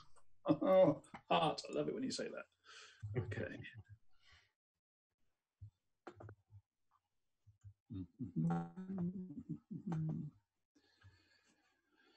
Oh, man. Weak hit. Okay, so on a weak hit, you can either take the initiative or have +2 momentum. Oh, +2 momentum, please. Yep, so you take, but you're going to join the fray without initiative when that happens. Yeah, but with momentum. Absolutely, yes. So, Cadogan, you hear Flint running up behind you with his heavy-set foot, and the arrow flies over your head. You hear a thump of it hitting something, and it wasn't a hollow thump like hitting wood. It's definitely hit something that's there. What do you do? Okay, so I'm just trying to get my mind map right of where we are. So to engage in hand-to-hand combat, we have to advance upon this mound. Yeah, you need to push over the mound. Okay, well, I feel like I've got the right sort of support now, rather than being stuck on my own. So locking shields with Flint and our own little kind of shield wall, for want of a better word. I don't know what they call it, a shield gate maybe, when there's only two of us. But I'm going to go forward and I'm going to use my keening. So I'm going to start singing war songs about my blade and how it's going to pierce his heart and drink the blood out and leave him a hollow shell and things like that. So I have to make a roll plus heart. Yes. While I start singing about my blade and how amazing it is. Yeah, well, it's a keen for the slain and all that it has and will slay. It's just a weak hit, unfortunately, but a hit nevertheless. So it inflicts +1 harm when I strike or clash. If I roll a 1 on the action die when making me to inflict harm, the magic's spent.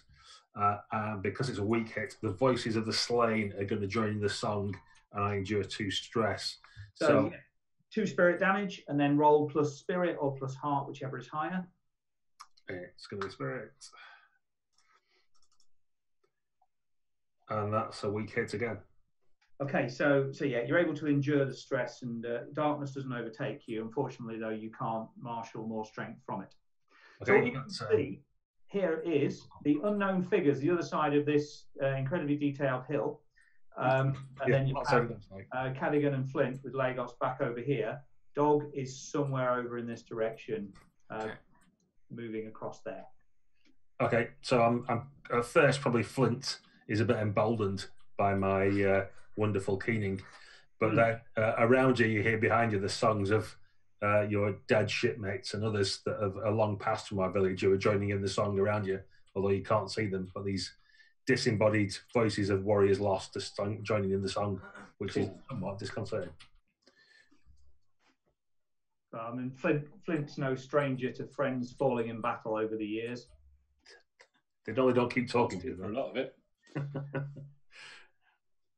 So so Cadigan, you've but the time that has been taken to sing the keen as a weak hit, you've lost the momentum, the initiative that you had. Sure. You can hear heavy footsteps, but rapid heavy footsteps, the other side of the mound, but you're not sure when, where, what's happening. Okay. Does someone else act now? Well, basically, whoever wants to step in with what makes sense. I mean, I imagine me and Flint are going to charge in together at some point, but how we do that mechanically, I don't know. Yeah, I'm going to skid up to your shoulder. We've done the mechanical bits for starting the fight. We just go with the story and react, making moves. Okay. Right, so I've skidded up to your shoulder. Well met, Cadigan. We have a foe to kill, yes? Yes, our blades will taste blood before long. I'll grab you in a warrior's embrace and kiss you heartily on the cheek. It feels like a good day to die. With that, I'll scream out one of our more blood-curdling battle cries, and we'll both pound up this mound. Okay, so you pound up the mound, and as you cross over this way here, you realise that your foe has moved off slightly out of sight, and you have to change your direction because the foe is here now. Mm-hmm. And was keeping low and moving round in an attempt to get towards where Lagos was. What Lagos mistook for polished armour is frost covered, like a hoarfrost on the armour. A big bushy beard you can see from because you're sort of over the right back shoulder, so you're seeing this back aspect here of them. You see a big bushy beard. You see an ancient helmet, a shield slung over the back, carrying your regimental symbol, Flint. Really? As pristine as if it were painted just this morn. Okay. I'm going to whistle for Dog to come straight to me and circle round to the right hand side. Yeah. So Dog begins to make its way over to you.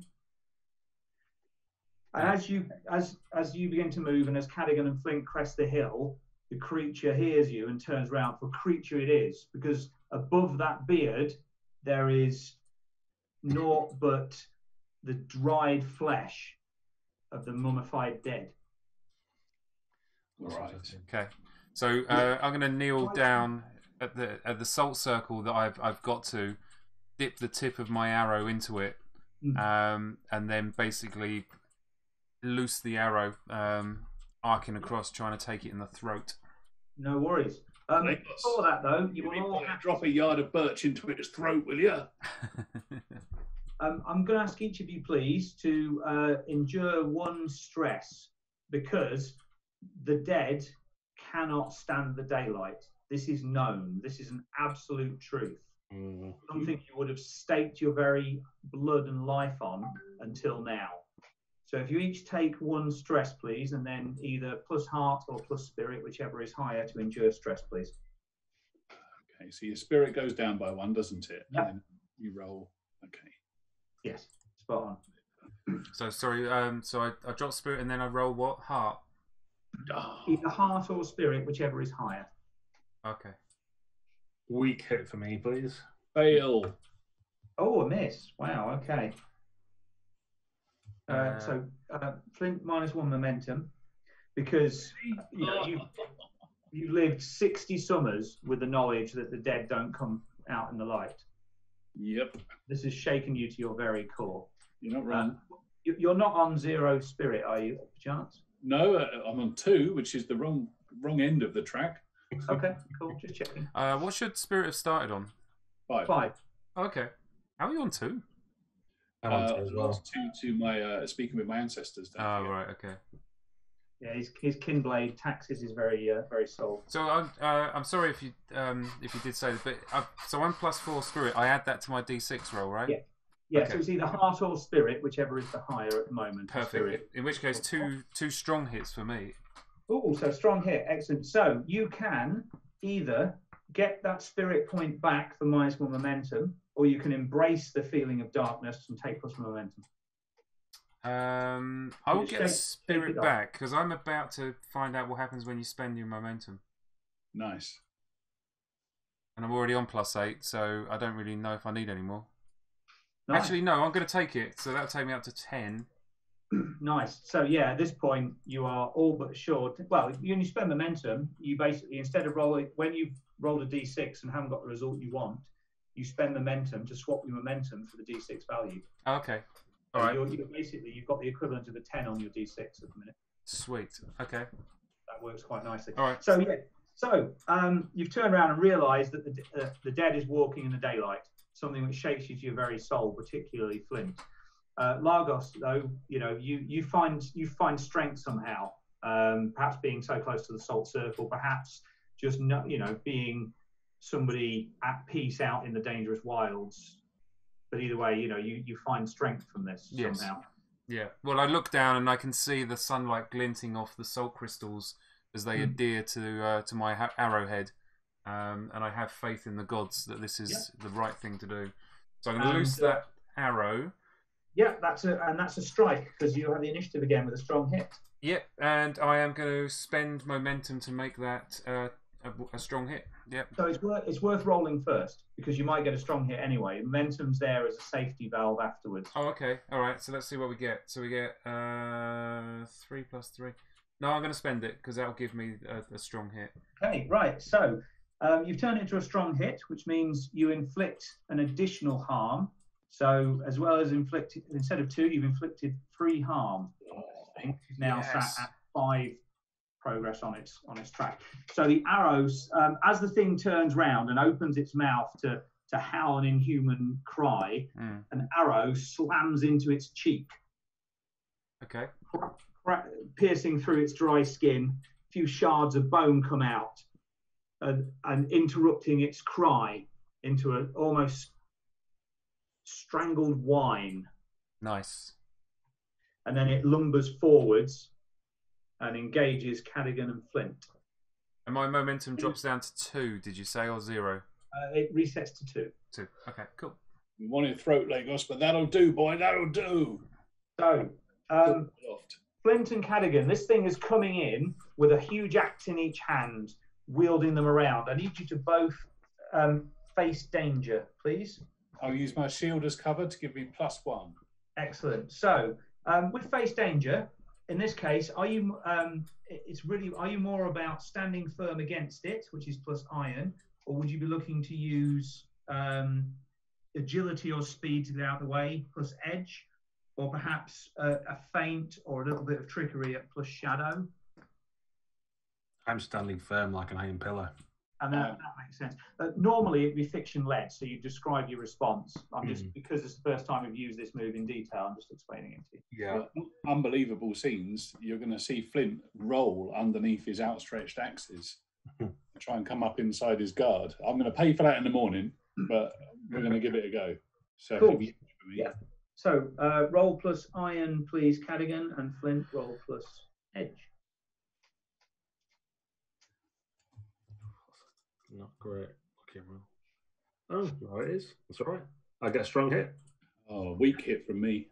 So, Cadigan, the huge axe whirls down, but you lean into your shield. Make sure the iron boss is in the way of the axe and it's turned aside. A few shavings off your shield, but and a jar to your arm, nothing more. Take plus momentum. You manage to roll under the axes. Now, on a weak hit, there's a number of potential things, and you can either be delayed, losing momentum.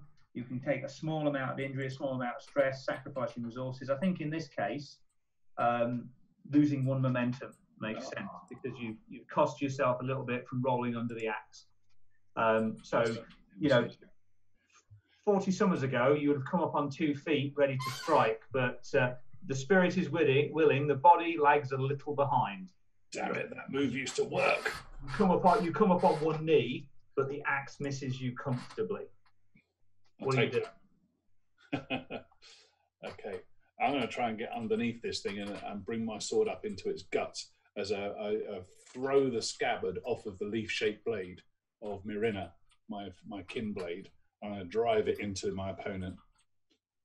Okay, so because you don't have initiative, you're clashing, which is the riskier of the combat moves. So could you re-roll plus iron? Yeah, if I get a strong hit, my shield bearer ability will give me +1 momentum on a strong hit. So that's something. So it's plus iron. Oh, not plus iron. Yes, this is where age, unfortunately, may betray you. All right, don't rub it in. Don't let them know. Hey, so oh lordy. I still got it, younglings. The snap still flows. Weak hit. Okay. So you because you have a deadly weapon, you manage to wound your foe. What do? Celebrate wildly. What does it look like? You come up underneath the axis. Just as I described. So I'm going to come up low. And I imagine this thing is somewhat taller than me. I don't know why, but it's probably is it? Is it a man size? It's a good foot taller than you. Right. Okay. So I get in underneath its long, heavy axis. I know it can't draw it back in time, so I'm inside its reach, and I punch my blade up into its torso. Yeah, and this would have killed a mortal man. Mm-hmm. Straight through where the heart is, presumably, but as you yank the sword out, it comes out covered in a little frost and nothing more, but the creature staggers back. Yeah, my instinct is to pull my shield up over my head and roll away from the battle, knowing that there may be a return blow to come, and open him up for Cadogan. Absolutely. And speaking of Cadigan, yeah, my hearty axe, now that he's been opened up, is going to cleave down like a striking falcon. So because you have initiative, you're rolling to strike plus iron, please. Weak hit. A weak hit. Okay, so I do +1 of harm because of my cane if it does any harm. Yes, absolutely. So you have maxed out your foe's box now. So yeah, you hack down like a falcon, as you say, and slice a chunk off of the shoulder. So it's hanging. One of its axes drops to the floor, but it's barely slowed down by having a useless arm at this point, and it sort of whirls round and lashes back at you. So please roll to face danger. Which is iron again, yeah. Well, yeah. If you're hunkering down behind your shield again, it's. Oh, it's saved my life many a time, and that is a strong hit. Okay, cool. Yeah. So, so you're able to withstand it easily this time, even though it doesn't look like it's slowing down. Perhaps it is. Take plus momentum on a strong hit. Now, the way ending a battle works, similar to ending a journey, is you can make an end the fight move. When you make a move to take decisive action and score a strong hit, you can try and resolve the outcome of the fight. Now, you can do that again at any stage on the track, but this, to me, weathering its attack solidly seems like a reasonable end the fight point, doesn't it? Mm-hmm. So if you want to roll against the we'll call it the Revenant now, please just roll the 2d10. Okay. 5 and an 8, so that's good. I think that's a strong hit. That is a strong hit. So yeah, so how do you finish off this undead abomination? Okay, so it's rolled back away from me with my axe still buried in its clavicle, and I cast about for my sword that they obviously gave me, but then remember my wine skill full of salt. So instead, I rip that asunder and spray salt all over the thing, keening my song words out with all my ancestors singing the song with me, and it hits like acid and dissolves the Revenant in front of us. Absolutely. So yeah, so the Revenant dissolves within its hoar-frosted armor, letting out an inhuman screech, which is cut off quickly as the salt dissolves what was left of its lungs. And there's just wisps of frosty steam coming up now off of the pile of armor.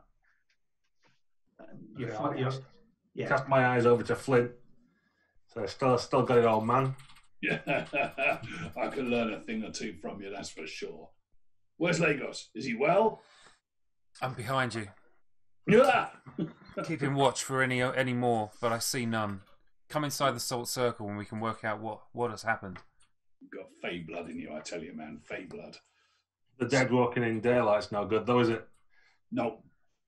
I wager Artiga knows more than he's willing to tell. Let's go and see if the old dog's going to get loose lipped. Let's see to do. Yeah. I'm going to whistle for dog at the mention of such a thing. So you're heading towards Artiga's stead, and I've marked another progress on Solve the Mystery of the Overseer's disappearance because clearly the Revenant is related in some way towards it.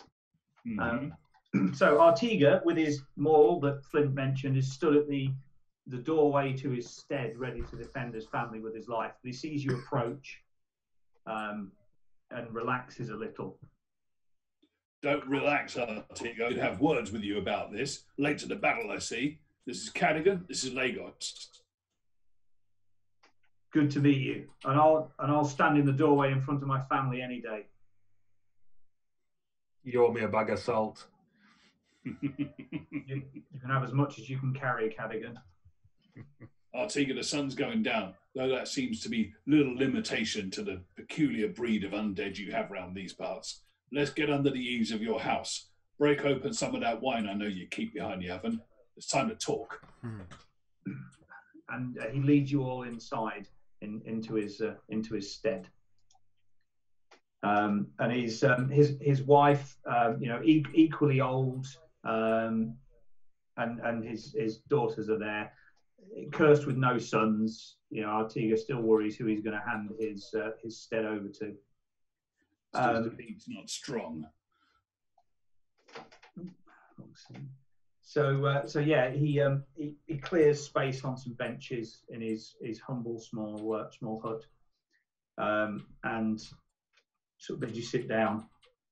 Daughter, food, wine. These are my guests.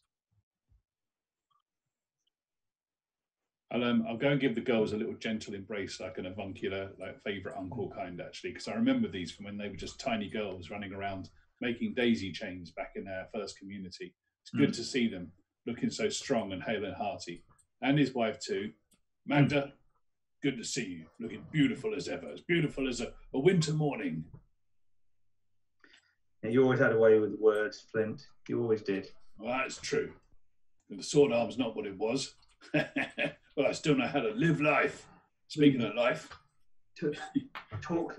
The old fool wants to go and hunt the dead to keep us safe. Talk him out of it, please. Artiga, tell us what's happened. What in the nine hells was that foe out there, that beast of winter? I have no idea.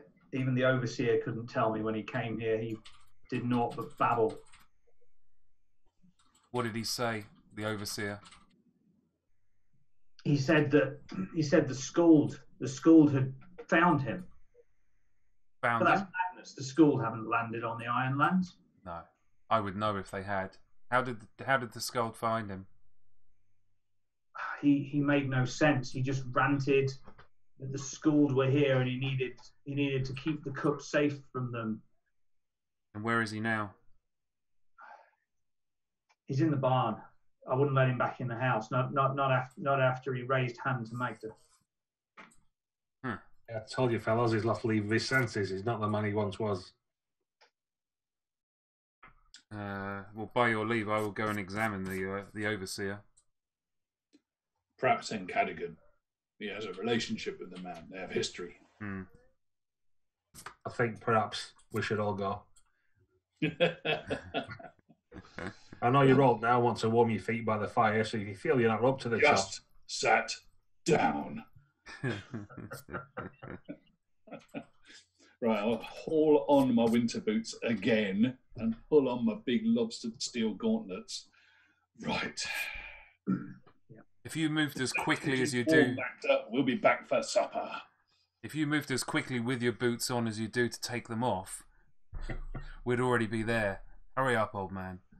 Oh, you'll be my apprentice one day. Oh, I know when you'll be back to chat then. So yeah, you head out to the barn. The barn is half built into the ground and turf covered like the others. The door stands closed and bolted from the outside.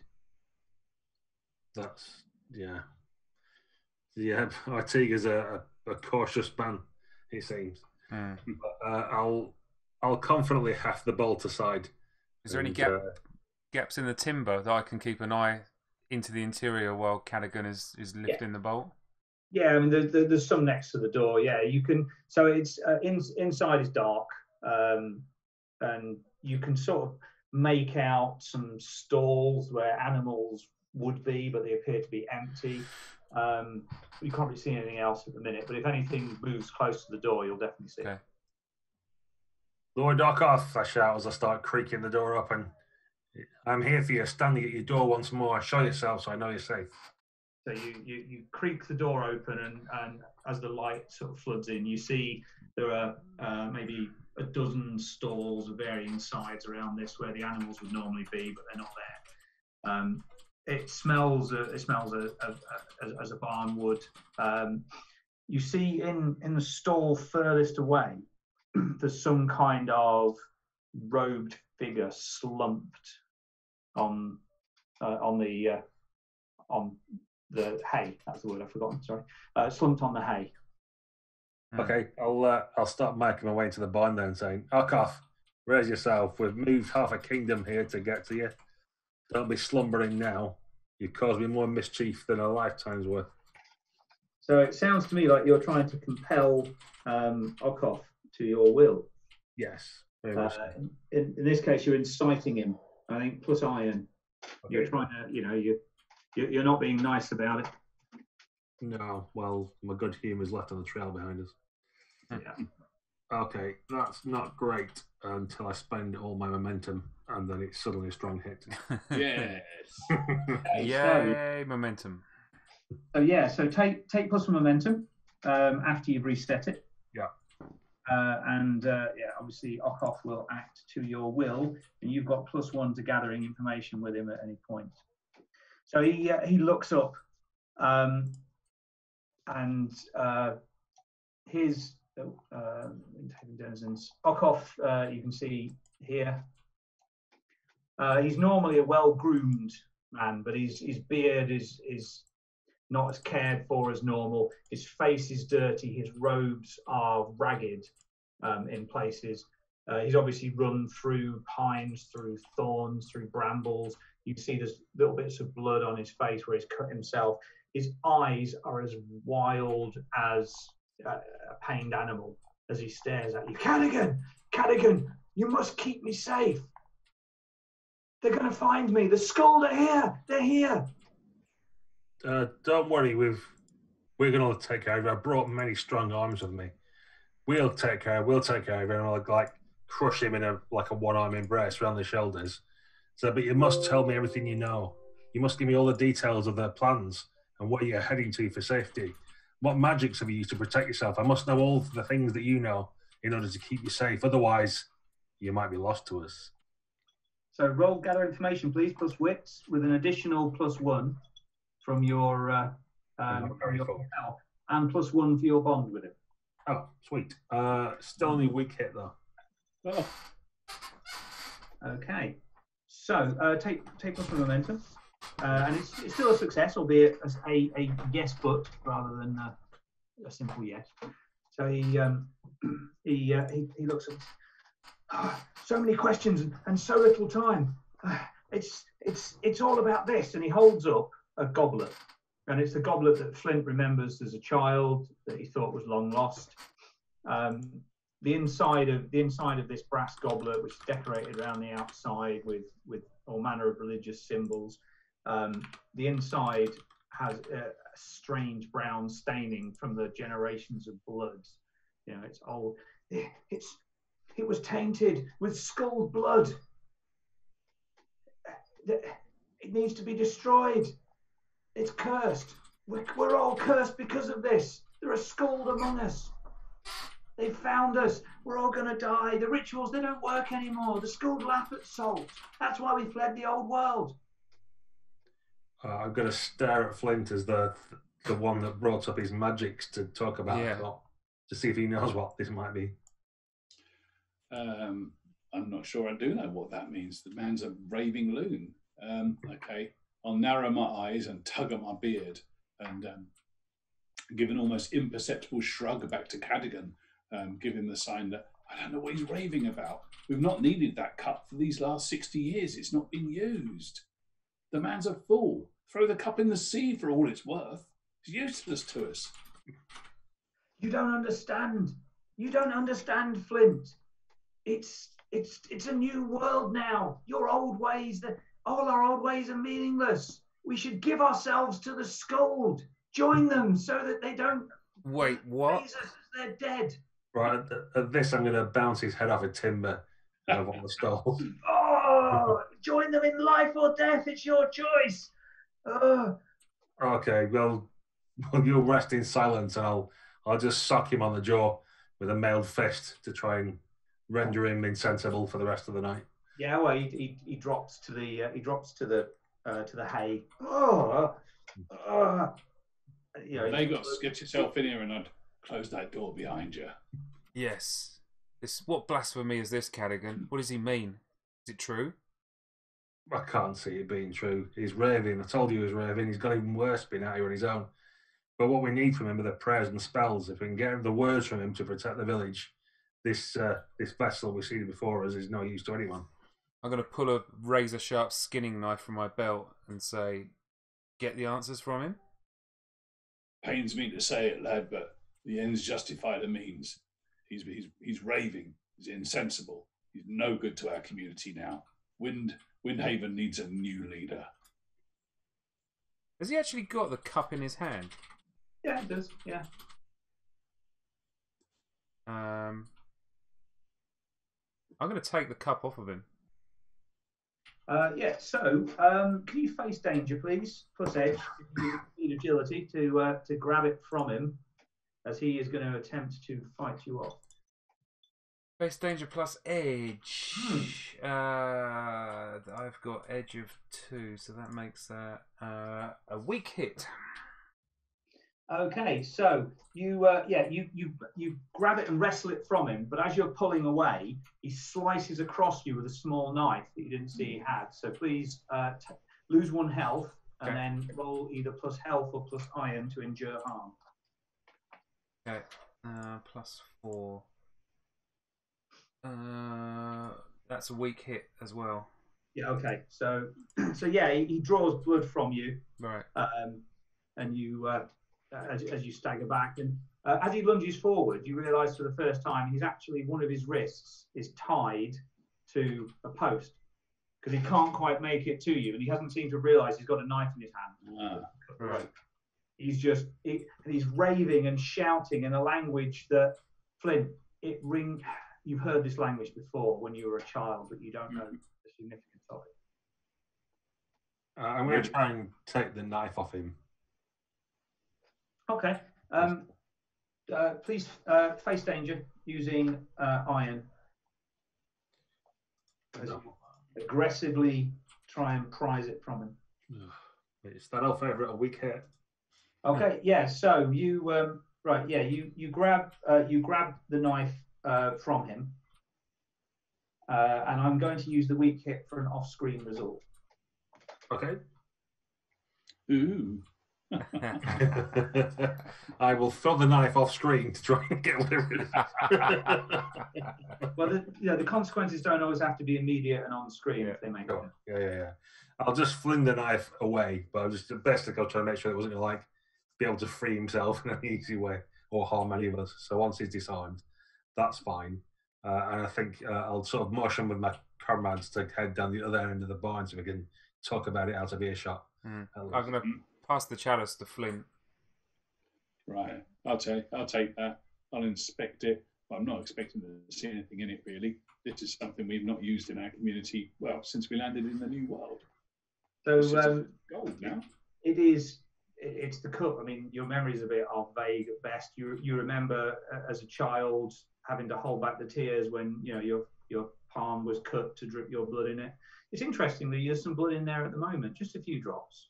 Is there now? Right, okay.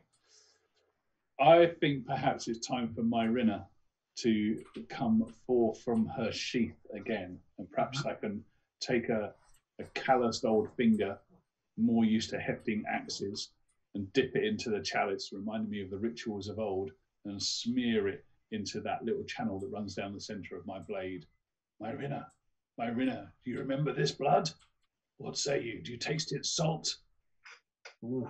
Go on then, gather information using your kin blade, please. So plus heart again in this case, I think, because of the nature of the way you do it. Excellent choice. Okay. Strong hit. Nice. So please take +2 momentum. Oh. Whose blood is it, and how does that knowledge help you? Anybody can answer if they've got an idea. I'm hoping it's gone up to the floor, to be honest. Yeah. I think it's probably the blood of the family that live here, and that it's going to help us because either Artiga or one of his family have got the prayers out of the overseer at some point. So while he's been babbling and raving in between all that, while he was telling him to prick the fingers and put the blood in the cup, he's let go of the actual rituals we need. Okay. Yep. Right, happy with that. So as Marina speaks to you, the whispers, the voices change. And some of it you hear Lord Ockhoff's voice ranting, and some of it you hear Miller's voice, one of the, Miller with an A, one of the daughters of Artiga. You also hear voices that you remember as a youth, you know, the elders of the village, friends you had as a child, all speaking concordantly, but through that you hear prayers that you've never heard before in Ockhoff's voice, and Miller repeating them. Oh, really? Okay, I need to deal with the downside of communing with Myrina, so that's going to put me on 0 spirit.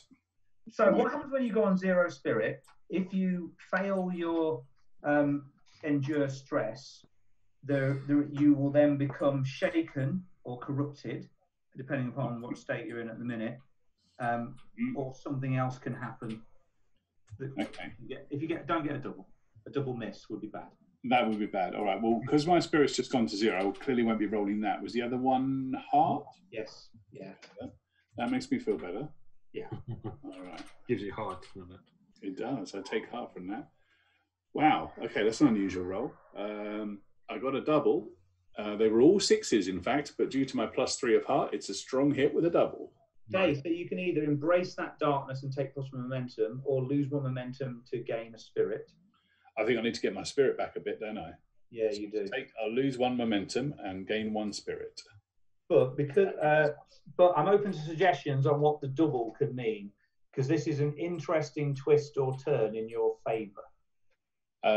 Do I get a moment of clarity as to what steps to take next? Okay, sure. Yes. Is this revenant for once and for all? What if Ockhoff suddenly regains his senses and starts speaking clearly? So your moment of clarity is that Ockhoff, you now realise the language that you heard that you didn't recognise. And you have a sudden recollection 15 years ago of Ockhoff and a stranger speaking in this language. Right. And you realise it's the language of the Scald. You remember it from a child. Old Chthonian. Wow. That Ockhoff, for some reason, speaks the tongue of the Scald. All right. We brought a heretic with us on the boats then, didn't we? One of the ancient enemy. There's only one thing for it. Lagos, Cadigan, and we're all 3 of us going to sort of turn round menacingly and advance upon Ockhoff. And a dog. This is where the camera cuts and goes to the scene inside the house with Artiga and his wife, and the door opens and we just walk in with a chalice in our hands full of blood. Yeah. From outside the barn, through the slats in the planks, you can see weird silhouettes and rising and falling of knives. The dog barking and stuff. Yeah. So Lord Ockhoff, the Scald traitor, has been slain. And you find yourselves in the safety of Artiga's stead. Miller can remember most, if not all, of the words of the prayers. Mm-hmm. Enough, certainly. Enough to buy you time until you can find the acolytes again. Cadigan, it's your time. You must be our overseer now. You know the words. What? You know what's happened here. And you know that we know. So we will be your advisors from now on. And we'll be watching you every step of the way as you're the new overseer. I feel it's not a safe. I can't step into that position. I don't have the wits for it, or the sharp edge. You may have no choice, man. Who else will it be? I'm too old. He's too feckless. Well, only one of us knows the prayers properly, and our heads are all turned slowly and look at the girl. He's probably clearing away the dishes from the table right now. Who knows the prayers? We need to take Miller back with us to be the overseer. Either the whole family comes back with us, or she alone. But she's coming with us. I say grimly. Aye, it's a compromise. I'll take it.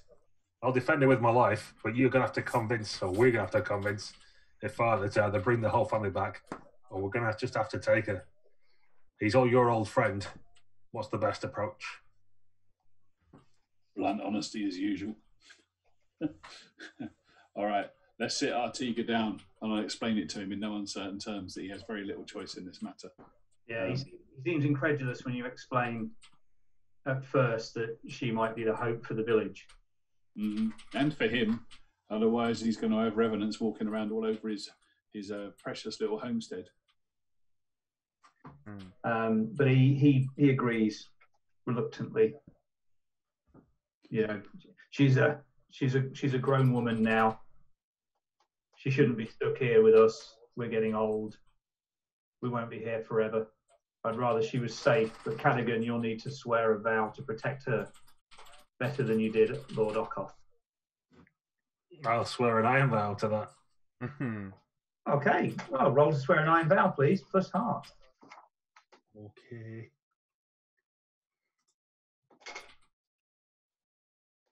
Weak hit. Okay, yeah, so you are determined, say plus momentum, but you have more questions than answers, which is entirely appropriate at this time. Yeah. Now, I have marked progress now on Solve the Mystery of the Overseer's Disappearance. Yeah. I think now's the time to roll the progress sort of, fulfill your vow move. Feels like we've come to that point, doesn't it? So, do you want to roll to fulfill your vow? So it's a progress move, so it's just the 2d10. Okay. Am I rolling? It seems appropriate because you're the one who... With the big mouth. Yeah. So weak hit. Okay, so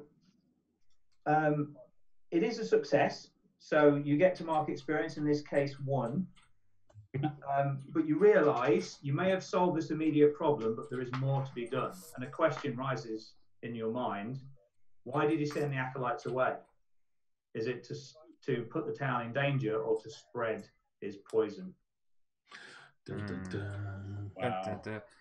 And that seems like a reasonable place to end. In a campaign, that would be an iron vow to set that right. But I think that's a good place to end there. Can I have a post-credits kind of scene where... Absolutely. Let's have a denouement from each player, please. So Lagos is there is a scene. He's furtively got a heavy leather sack with a corpse in it, and he's dumping it outside the salt circle. And from inside his poacher's bag, his nimble fingers find a secret pouch, and he pulls out of it one single long iron pin, which he then pushes into this thing's chest, and then kicks it, and it tumbles down a hill. And then he turns around to come and catch his friends up. Cool. What do we see in Cadigan's future? You see a full year with all the seasons, and it starts in winter with Mila being quite a shy and retiring girl, like crying at the loss of her family and being as stuck as she is. But as we move through to spring, she blossoms, and by summer, Cadigan's job's gone from protecting her to trying to keep all the men of the village out as she's blossoms into a womanhood and wants to meet people and maybe get a husband and all these other things. And my job's more about keeping her in the longhouse than keeping everybody else out. Cool. And Flint, what of Flint's future? So in the immediate aftermath, I'm just helping wash up with Magda back in their homestead while everyone else is like saddling horses and getting ready to depart. And I say to Magda, Well, we came to save you, husband. Came to save you all. Might feel like you've lost a daughter, but her blood is strong. Well, it would be, wouldn't it? She's got my eyes. Nice. Dirty. And